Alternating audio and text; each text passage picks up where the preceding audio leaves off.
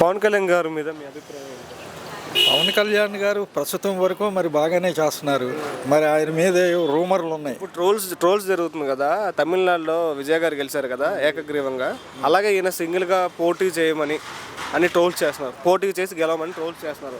దాని మీద మీ అభిప్రాయం? ఫోర్స్ చేయటం అంటే మరి ఆయన ఇష్టం. అయితే ప్రజా ఆకర్షణ ఉంది కాబట్టి ఇప్పుడు వాళ్ళు సినిమా యాక్టర్లు కదండి. ఇప్పుడు మద్రాసులో కూడా ఎంతోమంది తలపండిన రాజకీయ నాయకులను కూడా తప్పించి విజయ్ గారు గెలిచారు. అలానే ఈయన కూడా గెలవటానికి అవకాశం ఉంది. సింగిల్గా పోటీ చేసినా కానీ గెలవటానికి అవకాశం ఉంది. ఎందుకంటే ఆయనకి ఇచ్చిన 20 సీట్లు పోకుండా 20 సీట్లలోనూ గెలిచాడంటే ఇక మరి అది ఒప్పుకోవచ్చు. ఇండిపెండెంట్గా పోటీ చేస్తే ఆయనే గవర్నమెంట్ వస్తుందని ఒప్పుకోవచ్చు. అది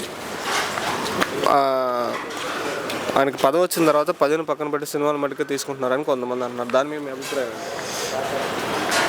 సినిమాలు మట్టికే తీస్తున్నాడు అనేది ఉట్టిదేనండి.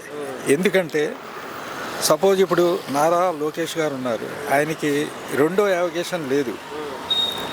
ప్రజా పనులు అని అంటే కొన్ని చెప్తారు, చెప్పి చేయిస్తారు, వీళ్ళు చేయరు. అలానే ఇప్పుడు డిప్యూటీ చీఫ్ మినిస్టర్ గారు ఆయన కొన్ని పనులు చెప్పి చేయిస్తున్నాడు, ఆయన చేయడుగా.